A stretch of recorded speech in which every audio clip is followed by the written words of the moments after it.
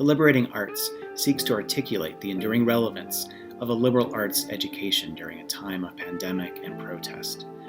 Through our online platform, we will host a series of conversations with writers, academics, institutional leaders, and public intellectuals about the nature of the liberal arts, their formational purpose, and their moral significance in a time of great cultural disruption. We hope to inspire viewers and listeners to learn more about the liberating effects of these arts on their own lives. To find out more, please visit www.theliberatingarts.org or find us on Twitter, Facebook, Spotify, or YouTube. I'm Noah Toly, Professor of Urban Studies and Politics and International Relations, Chair of Urban Studies, and Executive Director of the Center for Urban Engagement at Wheaton College. And I'm one of the collaborators on the Liberating Arts. I'm here today with Dr. Christian Hoeckley, Director of the Gaede Institute for Liberal Arts at Westmont College. Welcome, Dr. Hoeckley. Thanks very much, Noah. It's great to be here with you. Great to have you with us. So let's start today with your definition of liberal arts and a quick overview of your work at the Gaede Institute. I know we're not going to spend the whole time on definition, and we could, or we could spend months on it. But in order to understand where you're coming from and for the audience to know, what kinds of answers you're giving later and put them in context, how would you define liberal arts, and what do you do at the Gaede Institute? Great. Yeah. So you're starting with the worst question. And a part of the problem with defining liberal arts is that it's got a very long history, well over 2,000-year-old history, and it's been used differently that whole time. I mean, I like to think of liberal arts education in terms of its purpose. I think the best way to define it is in terms of what it's for. That's the best way, I think, to discriminate different kinds of education. So I'm inclined to distinguish liberal arts education from maybe vocational education, for instance, or pre-professional education. I see three streams historically in liberal arts education. One we might call the liberating stream. That's probably the most recent, hearkening back, I suppose, to the Enlightenment. One we might call the scholarly stream. So the idea there, and this goes all the way back to Aristotle and maybe even further back to Plato and Socrates. The scholarly stream, I think, understands the value of education in terms of its intrinsic value rather than its instrumental value. It's non-practical education. That has a long history in the use of the concept liberal arts. And then what we might think of as the humanistic stream in liberal arts education, and this is about development of virtue and the kinds of skills that that social leaders are going to need, that community leaders are going to need. I think all three of these streams are crucial in the history of liberal arts education. Sometimes they're in competition with one another. And I think at any liberal arts college or any place that's purporting to offer a liberal arts education, you can see all three of these things that work simultaneously, and people might not even be aware of the fact that they are working with different understandings of liberal arts. Yeah, so, obviously sometimes people define it in terms of the kind of institution we're talking about, small, residential. I kind of hope not. I hope a liberal arts education is possible at a community college. I hope it's possible at a major research university. I think it is. I'm not answering your question. That's okay. Like you said, it's the toughest question right up front. I would say that the way I think about liberal arts education is tremendously valuable for one's professional preparation because it's emphasizing foundational and broadly transferable skills, which turn out to be hugely important in one's profession. The way we do it in the United States, it's also hooking that to specialization that might advance one in a particular area. And that combination, I think, is great professional preparation. But the crucial thing I think about liberal arts education is that it's also addressing non-vocational dimensions of our lives. It's addressing our civic lives. For people of faith, it's addressing our spiritual lives. It's addressing our social engagement, our relationship to our communities. Um, every person is more than their job. We are whole people. And I think we ought to pursue an education that addresses all dimensions of our lives, our professional lives certainly, but beyond that as well. So I suppose if I had a core idea, it would be an education that addresses all dimensions of our lives. Hmm. Can you tell us, before we jump into how that education that addresses all dimensions of our lives and has these three purposes, before we jump in further about how that can be relevant to our current moment and to whom we must make it relevant, can you tell us a little bit about what you do at the Gaede Institute? Yeah. So the original, the Gaede Institute was conceived as a way to get a perspective of Christian liberal arts education into the wider conversation about the liberal arts in the American Academy as a whole. So we host a conference a small conference, national in scope though, every year, that brings people from all kinds of colleges and universities who are dedicated to liberal arts education. And the original conceit was, let's offer these folks from other walks of life a little vision into what Christian liberal arts can be. Well, okay, we've done that. But unsurprisingly, we've learned more than we've benefited. Than we've offered benefit. When we've become conversation partners with people from a very wide spectrum of schools with very different perspectives.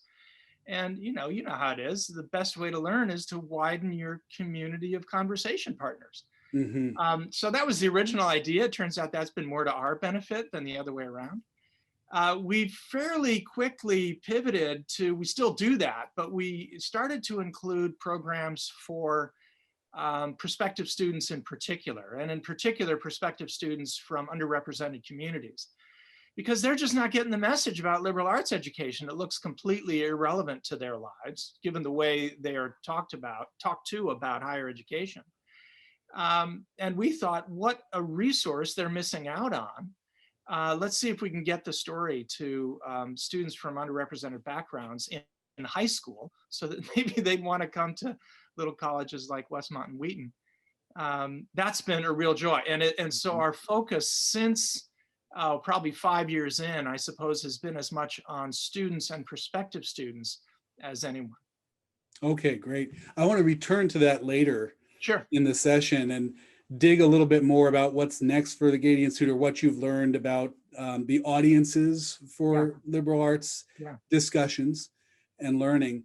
But you and I have both said, to each other at least, over the past couple of weeks as we've prepared for this conversation, that we need to be able to talk about liberal arts learning, or rather the values, practices, and purposes of liberal arts learning without always naming liberal arts education or liberal education. Why would that be helpful and important? Well, I suppose one reason is what I just demonstrated with my first response. Nobody knows what liberal arts means. And I direct something called an Institute for Liberal Arts. And even I can't give you a one-sentence definition. That's going to frustrate people, obviously. So fair enough. There's also, just built right into the term, two words that are problematic. One is liberal, that scares people away. And one is art, that scares people away. And of course, in the phrase liberal arts, liberal doesn't mean liberal in the political sense of the word, and arts don't mean the fine arts, as we might often think. But the very first connotations might be, for some at least, problematic. For others, they'd be attractive, but mistaken. And then insofar as people do have some feel for the term, it's usually pretty vague. I think it typically means for people simply broad education. Its connotations are often not too good. It might connote elite and maybe elitist. And some people might just think, like, automatically, that's not for me. It might connote non-practical. And I suppose by that, I mean, not job oriented. And people might say, why in the world would I go to college and not get a job out of it? So it has some tricky connotations. And I suppose, one approach that I take in one little resource that I created is to try to develop an account of the kind of education that a young person might want and then sort of do the big reveal. Oh, it turns out that's a liberal arts education. So I don't really want to run away from the term. I think it's probably still a good idea to keep the term, but it is problematic, and I am inclined to sort of roll it out after the fact rather than lead with it, for whatever that's worth. So I think that's a good point. You can put the term in the back. You don't have to leave it out entirely, but you can lead people along in a conversation about what education ought to be or what its purposes might be. And then in the end, like you say, the big reveal could be, that's what we call liberal arts education. It turns out you want to go to Westmont. Right, right, exactly. So the title of this project is Between Pandemic and Protest, Exploring the Future of Liberal Arts in Higher Education. Clearly, this is a nod to the pressures of our current moment, which are various when it comes to both the pandemic and when it comes to racial injustice and unrest. With the pandemic, we have the financial challenges of higher education. We have a public health issue, obviously, and we have the racialized dimensions of that, the injustice attached to that. And then obviously we've struggled with a parallel crisis of racial injustice and civil unrest. Obviously, there's a pain point here, or a point of vulnerability for some liberal arts enthusiasts. This could especially be for the liberal arts enthusiasts that fall in that scholarly purpose vein, that point to learning for learning's sake and may stay in that territory rather than branching out from there.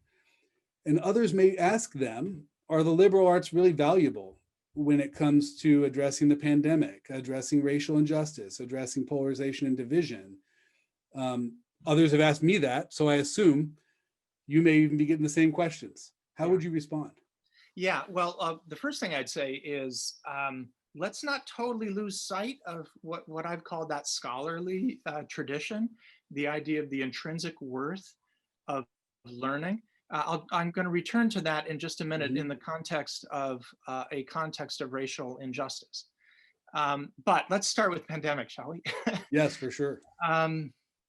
I'm tempted to answer that with just two words and names, actually, and they are Anthony Fauci. Anthony Fauci is a very highly trained epidemiologist, I guess is his field, an outstanding expert specialist. His undergraduate degree was from a small Catholic liberal arts college, College of the Holy Cross in Massachusetts, in, are you ready for this? The classics. That's his undergraduate training.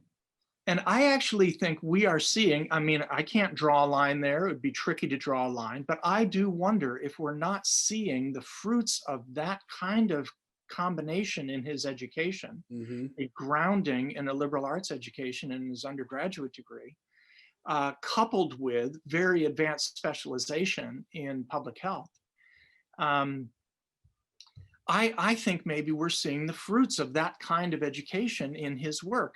Look, he's got to be a highly trained specialist to do what he's doing, but so much of what he's doing right now requires skills beyond the specialized skills that his narrow profession needs.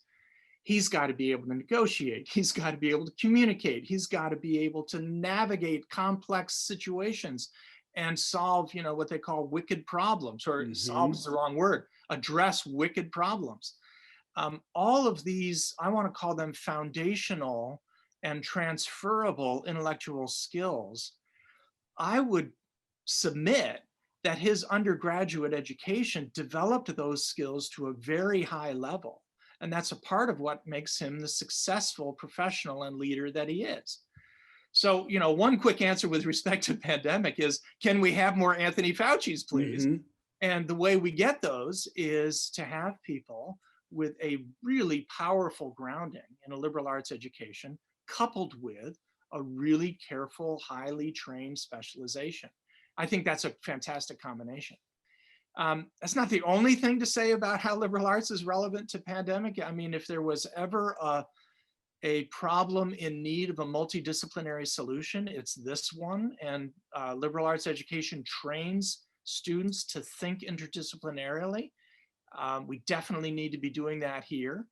As I said before, it's a great example of a wicked problem. There's no algorithmic solution. There's no optimal solution. There are competing values. There's lots of uncertainty and risk. All of that, a liberal arts education ought to be equipping us to address. And then finally, in terms of pandemics still, we need resources to sustain ourselves. People have been in lockdown for, what is it now, 6 or 8 months. Mm-hmm. And in the face of that, and some of those folks are facing real hardship, either sickness or unemployment and the financial consequences that go with that. People need, what's the right word? They need intellectual, emotional resources to deal with that. And I think a good education can provide us with those resources. A friend of mine I ran into the other day, he was an English major, and he's been through the ringer the last couple of years. And he said, there's going to come a time when you discover that you need poetry. And it helps if you know how to read it. Mm-hmm. And, poetry sounds like a silly response to pandemic, but I don't think it is. And I think it's really good to know how to read it. So, man, I sure hope that liberal arts education can help us in a time of pandemic. Can it help us in a time of racial injustice and the unrest surrounding that? I want to say yes, but I'll be candid and say I'm not sure. The yes part is that obviously a liberal arts education ought to train us in seeing issues from others' perspectives. That ought to be central to a good liberal arts education. It can contribute to our ability to do that. And the challenges of racial injustice in America certainly require that. So, I want to say a hesitant yes there. The trouble is that our racially unjust society is going to require, for some, relinquishing power. And can education deliver on that? I think for a lot of people, the point of going to college is to maintain one's position and strengthen one's position. Well, okay, that can be valuable, but some of us are going to have to relinquish some power, are going to have to relinquish some status and some of our position in society. Where do you get an education that trains you, that invites you, teaches you to relinquish power? Man, I don't know. I mean, here maybe is one place where there's hope for Christian liberal arts education. I mean, there, if anywhere, we ought to be inviting students to relinquish power. But I'm not sure that happens very often. I think students at my college are as likely as anywhere else to be climbing the status and wealth and power ladder. Now, okay, they're supposed to be good people as they do that. But being a good person who's amassing more power is still not relinquishing power. So I'm uncertain. I'm a little uncertain. Now, having said that, some people in our society need the opportunity to be empowered. And a liberal arts education can be empowering.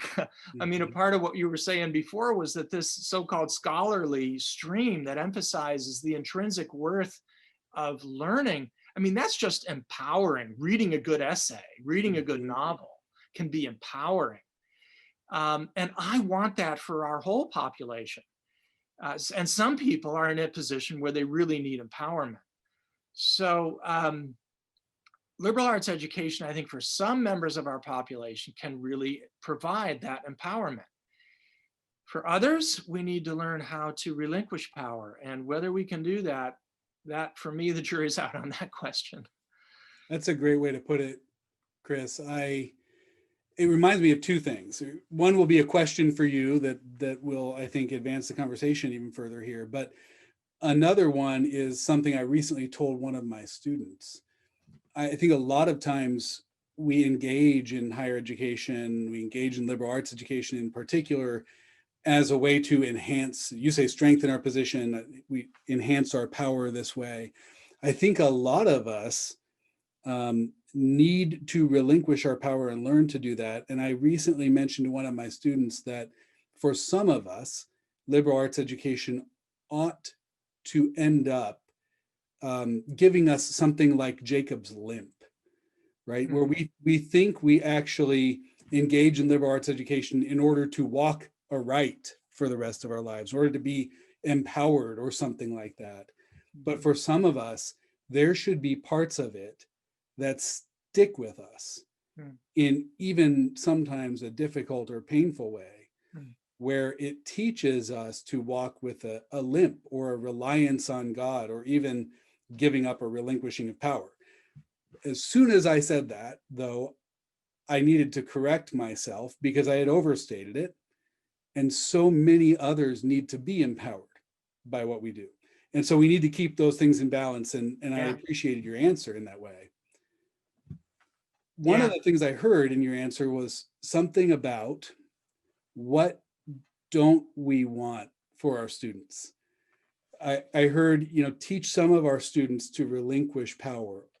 In that, we might hear that we don't want education to be about teaching all of our students simply to amass power or to amass wealth. We talk a lot more about things we do want for our students. What else would be on your list of things we don't want for our students in liberal arts education? Yeah, well, this is tricky, and it's tricky exactly along the lines that you were just saying. Different students need different things, and different students don't need different things. One of the things I've been really anxious about for the last 5 or 6 years, just watching the stress levels in students spike, and wondering about the sources of those anxiety levels. One of the things I've been worried about is let's just call it achievement anxiety.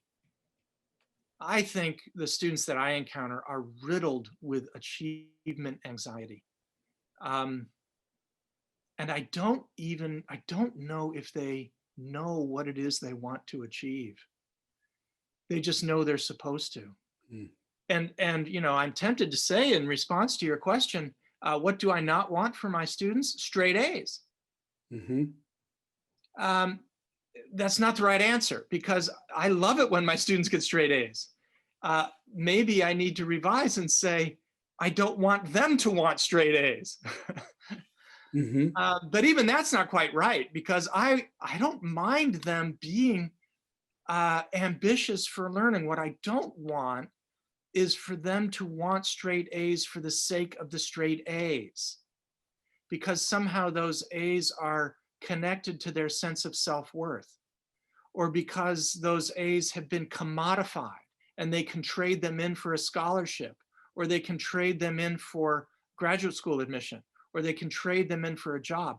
If those A's are following great learning, I want them to get straight A's, and I want them to want to get straight A's. But I'm afraid we've got the tail wagging the dog here.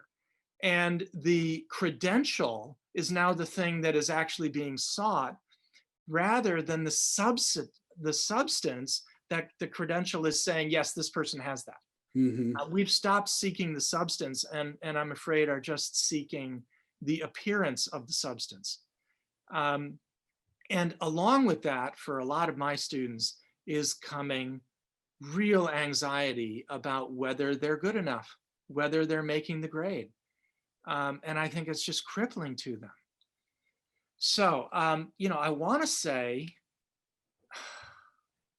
what do I not want for my students? A lousy definition of success. I want them to rethink what success means, a holistic vision of a successful life. For some, they are working to get themselves out of really economically vulnerable situations. And I want those people to have a good job, because that's a part of a good life. And I don't want them to just have a good job. I want them to have meaningful work, because that's a part of a good life. So yes to good work.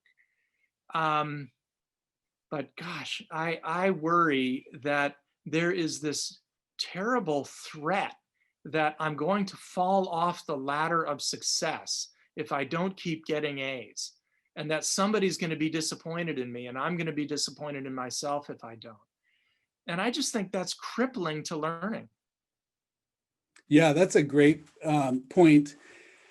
I think on the one hand, we don't want students to be pusillanimous stewards of their gifts, the talents that they bring to our classrooms. If the A in the end reflects their investment in things, their stewarding of their gifts, and even their stewarding of their gifts for God and others rather than for themselves, that's great. If the A is valued in and of itself, that's a problem.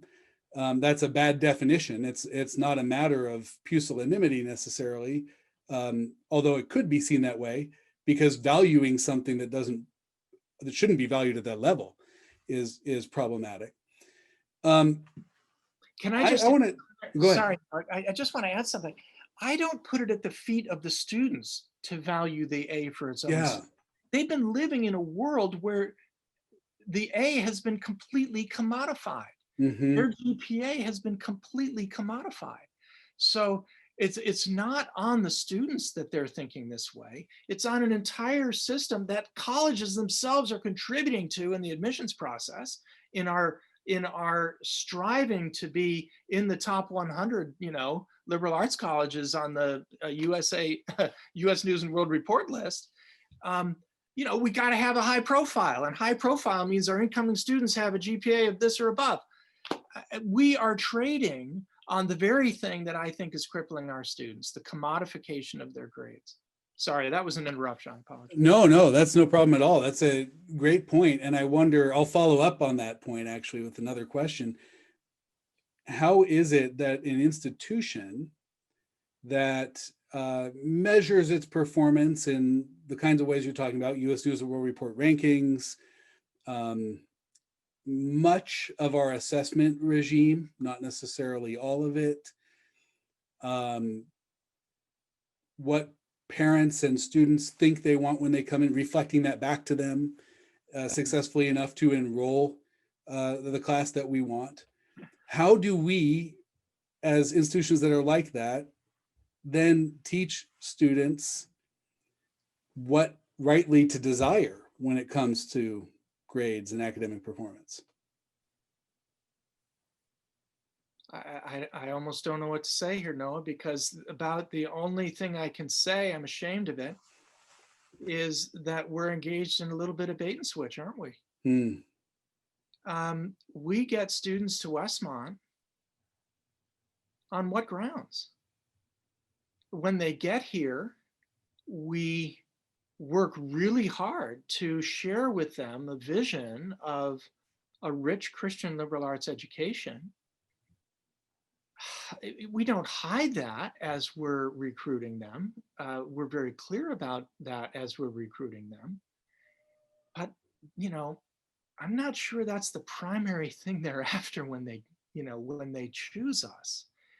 And understandably, our marketing has to appeal to what they do want, to the felt want, that we then set about potentially, I want to say, enriching, transforming when they get here.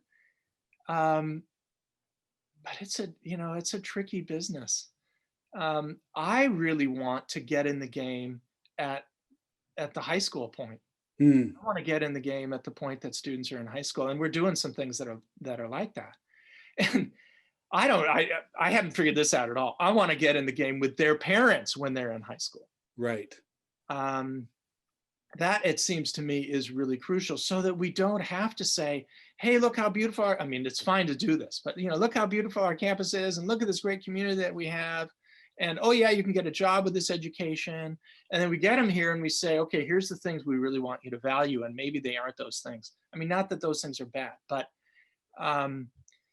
I would love it if we could cultivate high school students who really want what we have, rather than getting them here on the grounds that, yeah, we've got enough of what you think you want. And then, oh, and look at all this other stuff too that's really good that you didn't think of. I'd like to get to them in high school. Right. So that gets to another one of my questions. You keep segueing in advance, which is great. So you're anticipating where I'm going with this. Who's the right audience for a better, more robust understanding of what liberal arts education is, what our institutions do, what it can mean in the lives of our students and alumni? Is it prospective students? You were just talking about high school students. You were talking about wanting to connect with prospective parents. Current students are a sort of captive audience, at least. We can do programming for them and they'll show up. Somebody will give them extra credit for being there or tie it into their class session. Is it administrators? Is it board members? Or is it potential employers who we want to be confident in hiring our best graduates? Okay, you've got a big list, and let's not forget policymakers. Right. You know, a lot of colleges, my college, your college, are private colleges. A lot of them are obviously publicly funded, and state legislatures are deciding their priorities. So let's not forget them. I don't know how to get to them, that's for sure. You know, the dumb answer is all of the above. I have become especially, I don't know what the right word is, passionate, I suppose, about getting to students before they come to college so that they can begin to craft a vision of what college, all that college can mean for them. I hope that my college can deliver that. It's an open question whether we actually succeed. It's one thing to have it in all the documents, it's another thing to actually do it. Mm-hmm. But I can't dismiss the importance of employers, as you've mentioned. I hope we are graduating highly employable students. I mean, we need to make sure we are doing that. But man, we've got to get the word out to employers. Mm-hmm. That these students are employable, and that's a tall order. I'm not sure I'm tuned into how to do that. And you mentioned administrators. Obviously, they're the ones who are deciding where budgets go, what gets funded and what doesn't. I'm inclined to think that administrators are not really in the seat of power. That administrators are following other forces. Those forces are coming from the board. So the board is really important. Mm-hmm. But the board, as powerful as they are also not completely independent agents. They too are following other forces. And what are those forces? I think in the end, those forces are enrollment, at least for my college. Mm-hmm. And that's where I'm inclined to go back to prospective students. Mm-hmm. Do they want what we have? If they don't, we will change to become what they want. I mean, that's where the forces are going to take us. And if we convince them to want what we have, will we deliver it? That's a critical question for us. Will they be employable? And will they have the rich, multidimensional, holistic education that that we promised them? That's a tall order too. You don't get it just by taking a history class and then taking an English class and then taking a physics class and then taking your business classes. Just sitting in those classes that are required of you isn't necessarily getting that done. Yeah, so you can hear where my inclinations lie. I think we've got to convince the next generation of students that this is what we want. Part of how we have to convince them that this is what they want is to convince them that they'll be employable. And a part of how we do that is to get to employers and say, these people are good for your organization. Yeah, I often say that a liberal arts education, the education we're delivering, should teach students to make a living, make a difference, and make meaning or find significance in their world and their work, both as individuals and as communities. Let me just run those by you again, because they're nice. Make a living, mm-hmm. Make a difference. Yes. And make meaning. Yeah, make meaning or find significance. Yeah. It's nice. Yeah, thank you. It's been part of my effort just to package for students and parents of who are interested in the programs that we offer through my Center for Urban Engagement at Wheaton College. What it is that we think through when we're programming for them, right? We think through how to get them to the point where they're making a living. We think through how to get them to the point where they're making a difference. We think through how to get to the point where they're making meaning or finding significance. I happen to think that liberal arts education does all those things well, and in many cases does them all better than other options that our students have. But we tend to think pretty narrowly and communicate pretty narrowly around making meaning and finding significance a lot of times. And we get a little better at communicating about making a difference sometimes. And we get a little better still, but not much. Or rather, this is in reverse order. We tend to think poorly about making a living. Let's just put it that way. And what I wonder is, how can we do that? Like, how do we actually communicate to students that in addition to making meaning, finding significance, we can teach them to make a difference and make a living? Well, I'll start with the third one, because I do think that's the hardest one for an institution committed to liberal arts education. It's been so often offered as, let's just call it a vocational, non-vocational, non-professional, and for good reason. Its majors, some of the majors that would sort of be standout majors are in the humanities. The humanities are typically not lined up with a professional field. There is such a thing as a historian, but they're all academics. Mm-hmm. You have to stay in the academy to be a professional historian. You don't have to stay in the academy to be an engineer as a professional. There are majors that line up with professions, and there are majors that don't. And the majors that don't are often thought to be those majors that are the ones that fit in under the heading liberal arts. Mm-hmm. The humanities, the natural sciences, the social sciences. And so it's not surprising that liberal arts is often seen as not directly relevant to one's future work. I think that's a mistake.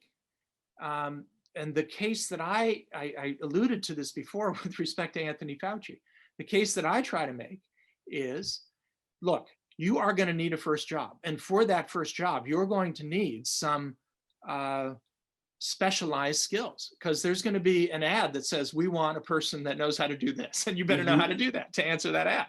So yes, you're going to need some specialized skills. But boy, once you're in that position, what is going to allow you, what is going to make you promotable? The things that are going to make you promotable are going to be, in part, your specialized skills, but they're also going to be your foundational skills, basic intellectual skills like synthesis, analysis, communication, seeing hidden assumptions, being able to work out implications, problem solving, teamwork, all of that stuff in your professional context is what's going to get you promoted into ultimately a position of leadership. That's the stuff that's happening. Yes, it's happening in your major, but it's also ideally, hopefully, happening in all of those crazy general education courses that you were just trying to get out of the way. Right. That's where you can develop those things. And that's what's going to make you a really outstanding professional. Take those foundational skills that, of course, everybody can do, and develop those, hone those to an especially high level, and you'll have something that the others in your firm don't have. So that's one case to make. Now, you can't ignore the specialized skills that get you in there in the first place. You can't ignore that, or whatever that path is going to be, internships, good part-time work while you're in college. Those things are going to matter, but so are those foundational skills developed to an especially high level. The other thing that I try to convince students of is You want to be able to move around. People are changing jobs like mad. People are wholesale changing careers. What are the skills that allow you to move around? Those are going to be transferable skills. And I think those are the same foundational skills. If you hone those skills to an especially high level, you're going to have the capacity to move around. So I think liberal arts education is absolutely relevant to work, but it's tricky. We've got to get people thinking about their step from college to work, or maybe graduate school to work, right from the start, because some of these majors are not obviously aligned with the profession, and they're going to need, I don't know, they're going to need some real conscious effort to launch well out of their perhaps non-professional major. But Sure. boy, if they can do it, then they're going to be incredibly well equipped. Right. That's a good point. And our institutions can come alongside. Yeah. Academic departments come alongside fields of study and help with that. Speaking of how our institutions do this, lots of institutions have produced good work making statements about what is liberal arts learning, what we want for our students. At Wheaton, we just produced something like this called A Vision for Wheaton College Graduates. We hope, after all the work that went into that document, we hope it's not just another web page. We hope it doesn't get filed away effectively, but the web version of just filing things away now, where you can always find it, but you never really consult it. What does it look like, or what does it have to look like for an institution to make these commitments part of its DNA rather than just filed away or just another web page? You know, we've got this document at Westmont called "What Do We Want for Our Graduates?" It was written 25 years ago. 3 faculty members collaborated on it. That was a part of its genius, by the way. It had a very small set of authors. And it is a beautiful thing. Now, it's got some problems. It completely ignores the make a living part, and to some degree even ignores the make a difference part. And it's so much about, you know, making a meaningful life. It's beautiful, and it's a revelation to students when they encounter it. But it does have some flaws. Nevertheless, you know, 25 years ago it was written, and that document, darn it all, has worked itself into the DNA of the college. How? I'm not really sure. It has been trotted out in new faculty, like orientation workshops. We have those, you know, we have like a year-long thing for new faculty, and that document gets rolled out there. So it starts to get into their DNA there. A lot of us use it with our general education courses. We hit incoming students with it right out of the gate, so that their vision for what a Westmont education is all about might be a little bit transformed by that document. So, you know, just getting that, you know, like the document you're working on, just getting it, using it in class, using it in orientation workshops for faculty and students, new staff members, new administrators. But on that's just about like a document. On the larger question of how do you get a liberal arts vision worked into the DNA of an institution, I think the critical thing, I mean, this is going to be obvious, you got to have buy-in from other than the usual suspects.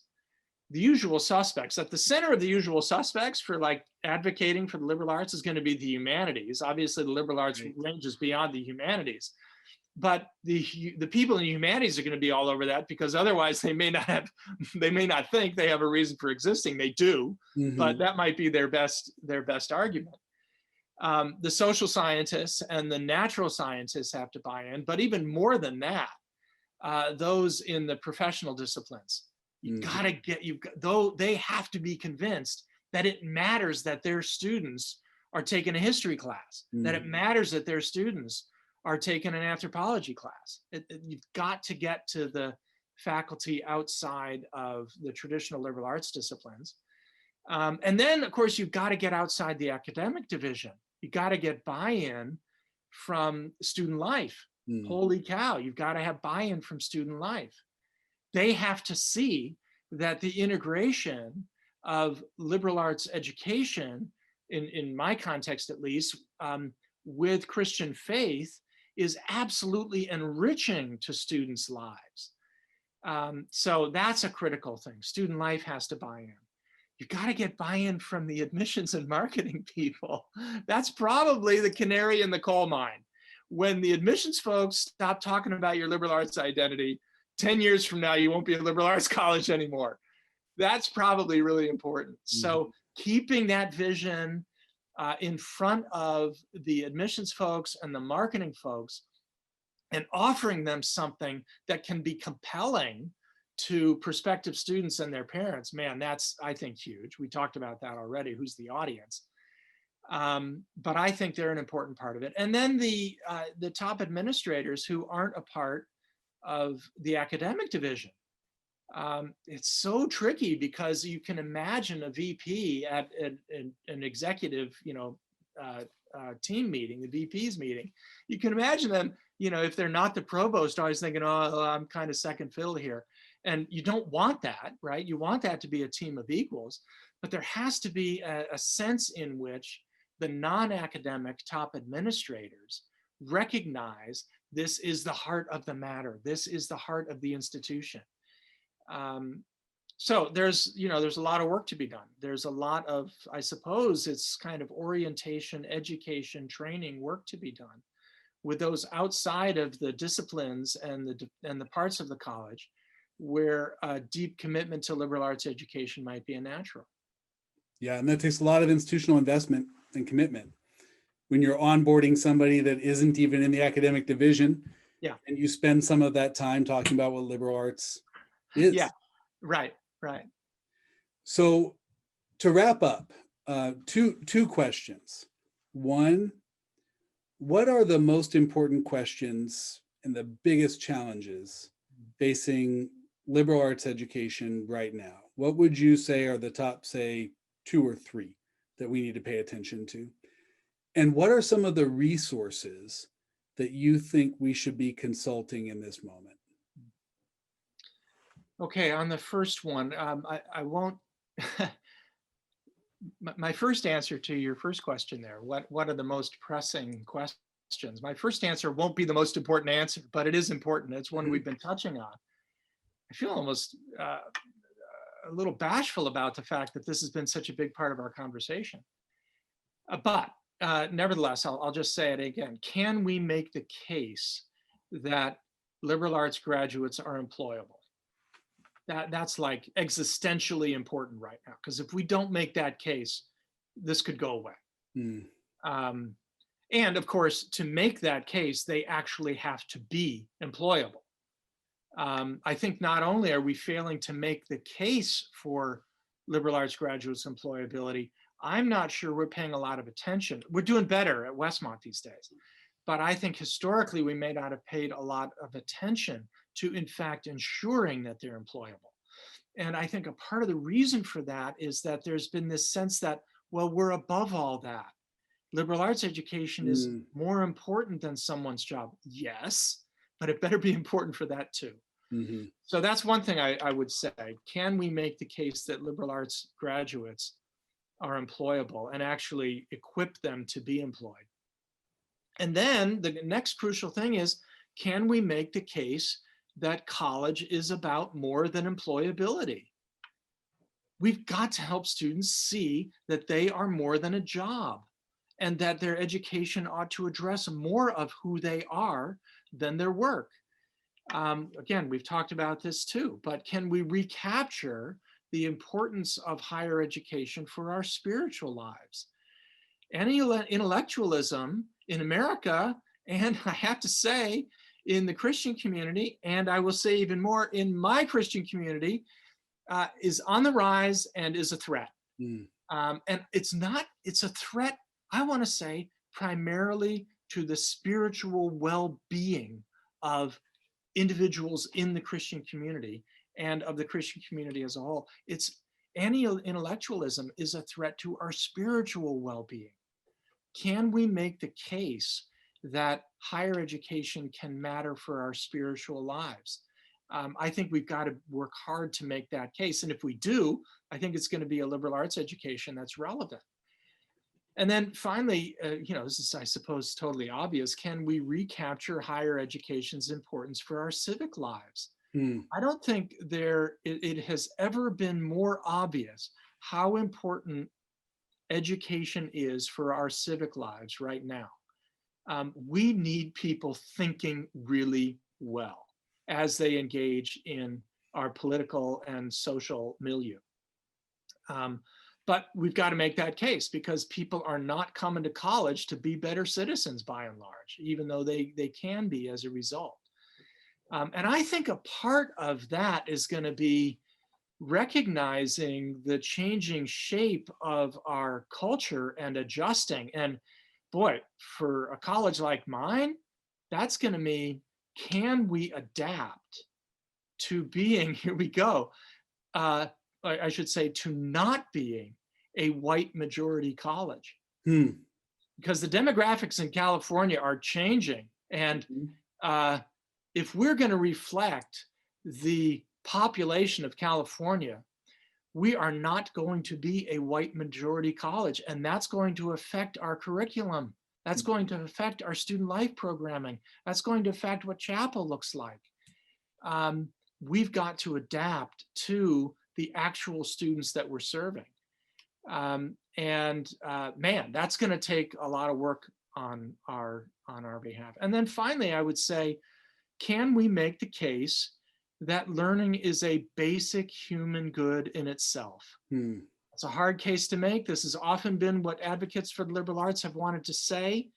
I don't want to lose sight of that by any stretch of the imagination. My life has been enriched by enjoying a life of the mind. I want others' lives to be enriched in the same way. That's a real gift. Let's not lose sight of that. Let's keep that on the table and keep making that case. I think if we can do these things, if we can make the case for these things, and if we're actually accomplishing them, then we actually have some hope, both for richer individual lives on the part of liberal arts graduates, a richer, more robust civic community in America, and the ongoing health and well-being of liberal arts education. Wow, there are so many possible avenues of exploration from that cluster of responses to what are the biggest challenges, what are the biggest questions. What are some resources that you'd point us to if we were to really dig in and begin to answer some of those challenges and questions and get traction on them? What resources would you consult? I'm terrible at this, to be honest with you. I just can't read how-to books. Sure. I shouldn't reduce good resources to how-to books, but the thing that you need to know for how to go forward, I can never get through those things. Right. But what inspires you? Well, okay, the most enriching resource to me, I'd mentioned this before, is poetry. I'm not an English professor, I'm a philosophy professor. But man, do I find poetry sustaining and healing. And this is a part of why I love liberal arts education. These surprising things that you would never think matter for your life turn out to matter hugely. Okay, so is poetry a resource for us? I don't know. Sure. That's not a very good answer. One thing I will say might more directly answer your question, only a little bit more directly. I think we need to be listening to new and maybe uncomfortable voices.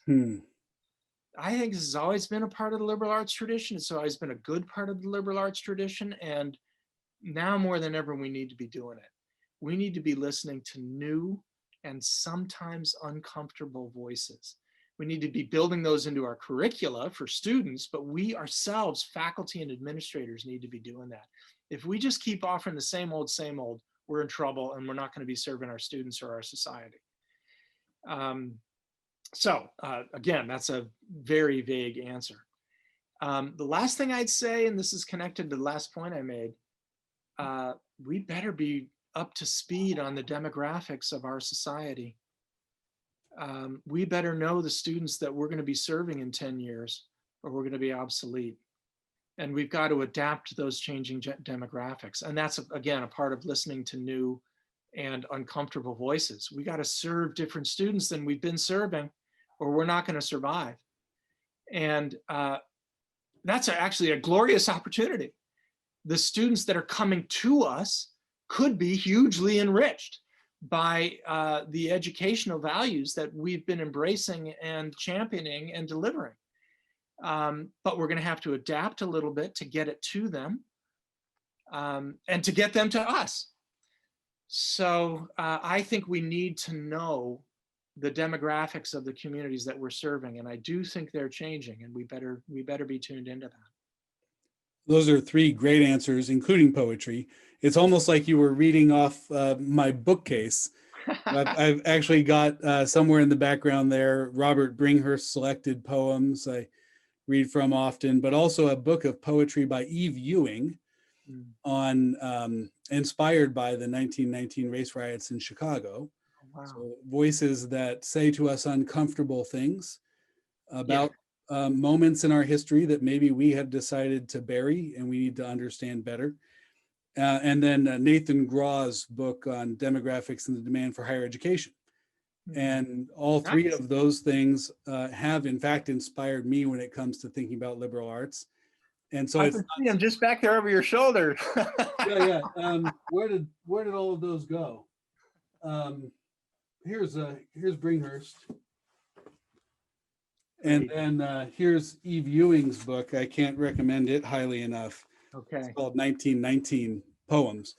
Nice. And so it doesn't surprise me at all to have somebody say poetry as part of this answer, but it's also important to note that you mentioned voices that bring to our attention some uncomfortable realities, and then also the demographic changes that are underway and on the horizon, and that liberal arts institutions need to grapple with.